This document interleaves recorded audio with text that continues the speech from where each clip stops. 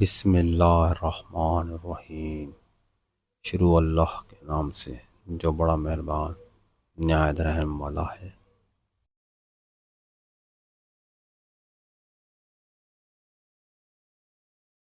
جو انسان جتنا خاموش رہتا ہے وہ اپنی عزت کو اتنا ہی محفوظ رکھتا ہے۔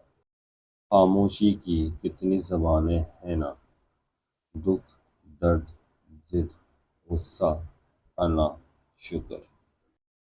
کبھی ایسا بھی ہوتا ہے کہ الفاظ سے کہیں زیادہ دوسرے انسان کی خاموشی تکلیف دیتی ہے۔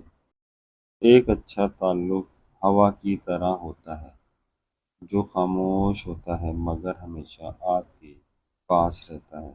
دو جگہوں پر خاموش رہنا افضل ہے، جب تمہارے پاس الفاظ کی قلت ہو اور جہاں پر تمہارے الفاظ کی کوئی قدر و قیمت نہ ہو۔ جب درد حد سے بڑھ جاتا ہے تو انسان روتا نہیں، خاموش ہو جاتا ہے۔ خاموشی ہتھیار ہے ان بہادر لوگوں کا جو لفظوں سے کسی دل پر وار نہیں کرتے۔ تم جتنا زیادہ خاموش رہو گے اس قدر زیادہ سننے کے قابل ہوگے۔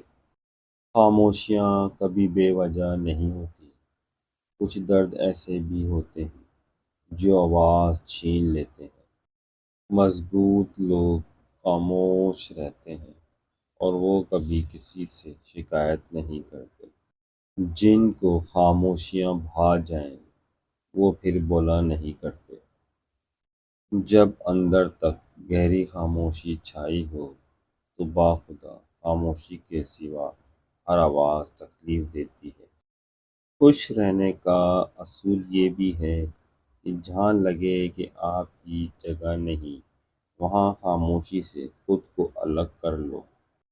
خاموشی ایک عجب عبادت ہے، فرشتہ لکھ نہیں سکتا، شیطان اسے بگاڑ نہیں سکتا اور اللہ کے سوا کوئی جان نہیں سکتا۔ بعض اوقات خاموشی اختیاری نہیں بلکہ مجبوری ہوتی ہے، کیونکہ انسان جھوٹ بولنا نہیں چاہتا اور سچ بول نہیں سکتا۔ عجب فلسفہ ہے کہ لفظوں سے ہی خاموشی ٹوٹتی ہے اور لفظ ہی خاموش کر دیتے ہیں۔